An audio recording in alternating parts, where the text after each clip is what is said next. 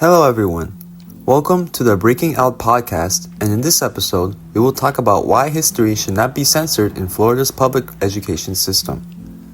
The reason we decided to dig deep into this topic is to stand firm on why everyone deserves to learn about history. Although the truth may be brutal for some historical topics, the reality is that an understanding of history will greatly decrease the probability of horrible events happening again, as well as give light to those who have suffered in such events. The podcast is made for the intent of spreading awareness of the censorship in Florida's public education system. The writers and speakers of this podcast include Juan Rivera, Giancarlos Quesada, and Moises Galvez.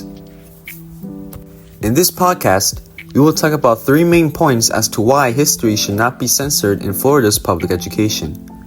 First, we will talk about the preservation of truth and how censoring parts of history may blind students on the bigger picture. Maybe the government is trying to hide some parts of history from students. Second, we will talk about acknowledging historical mistakes. The United States has their fair share of racism with African Americans. Blocking the reality of racism from students feeds lies that the U.S. was a very strong and inclusive country. Finally, we will talk about protecting freedom of speech and democracy. Censorship infringes on the people's liberty of freedom of speech because students should be allowed to speak their minds about controversial historical events in class.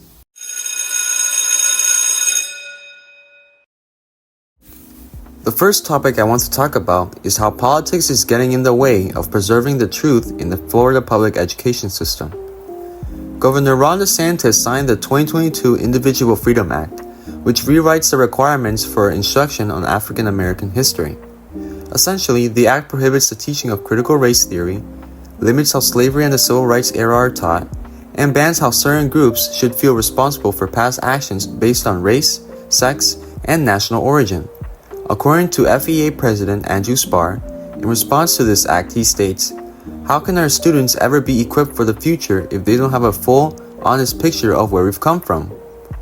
Censoring education presents control of knowledge, which undermines the objective and evidence-based learning that school is meant to represent. Censorship can also help develop the government's agenda and specific ideas they want to indoctrinate people with. The government indoctrinating students this way harms students' ability to think critically and engage on historical topics because they lack the knowledge to even speak on the topic. As a demonstration, the Florida Education Department has said, slaves developed skills which, in some instances, could be applied for their personal benefit. Teachers have said that there is no evidence to back up this claim, and this is the type of thinking students will develop under the 2022 Individual Freedom Act. If the students would learn the truth, they would understand that slavery did nothing to benefit slaves, as the mental damage is far superior than any of the labor they have learned to do. Preserving the truth will help students learn right from wrong and preserve the objectivity of history for generations to come. In addition, the truth will allow teachers to freely teach knowledge and encourage academic freedom.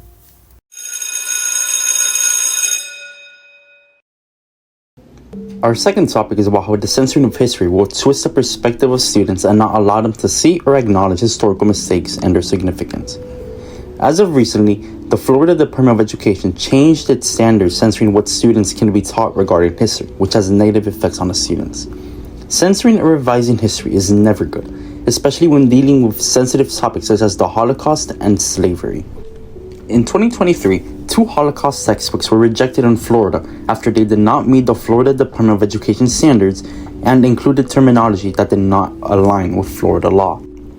The result of these 2 textbooks being rejected is massive, as students may not receive the proper education regarding the Holocaust and as a result, not acknowledge historical mistakes from this devastating event. This lack of knowledge can lead to students having a low understanding of the causes and consequences of the Holocaust, but also his significant lessons and mistakes from it.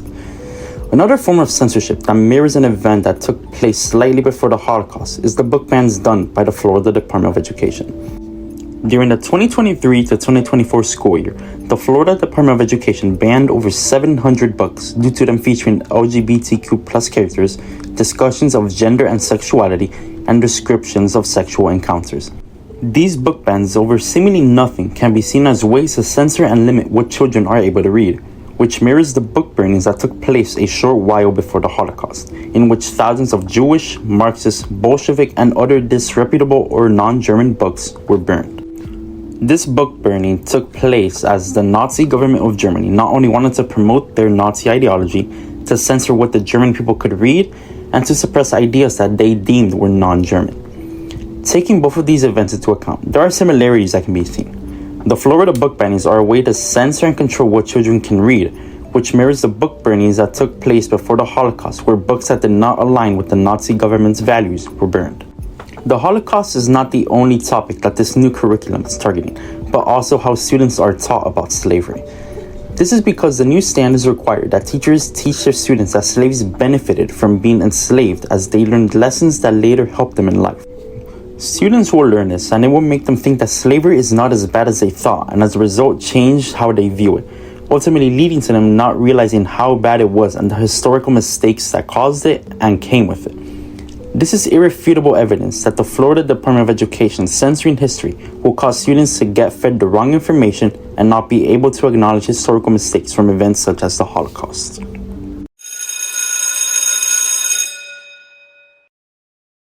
Moving on to our last topic, how does censorship attack democracy and our freedom of speech? The Florida Constitution states that every person may speak, write, and publish sentiments on all subjects but shall be responsible for the abuse of that right. History should not be censored because it prohibits freedom of speech. Not being able to learn freely and teach those things to people around us will lead to disaster. The government of Florida must understand that limiting the knowledge available to us will encroach on our free speech. Having free speech is a central part of being an American, and if somebody restricted that right to teach others about topics that actually matter, then are we really Americans? Yes, certain topics may be harder to swallow than others, but that does not mean that we must ban them and never speak about them again.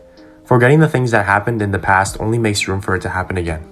Democracy also plays a huge role in the censorship of history in schools. I use the word democracy as an umbrella term for basically everything that has to do with our freedoms in the United States of America. The Individual Freedom Act was previously mentioned, which cut a lot of appropriate historical education, especially African American studies. People in the state of Florida, however, saw the injustice occurring and decided to exercise one of their rights mentioned in both the Florida Constitution and the United States Constitution. According to AP, Florida students are giving up their Saturday mornings to learn about African American history at the Spady Cultural Heritage Museum in Delray Beach and in similar programs at the community centers across the state. They exercise their freedom of assembly because the censorship and inadequacy of African American courses is simply terrible. Having that information public and fortified would eliminate any reason for these people to have to meet on Saturday morning. But, at the end of the day, basic freedoms do not depend on whether or not history is being rewritten, but rather they will exist forever.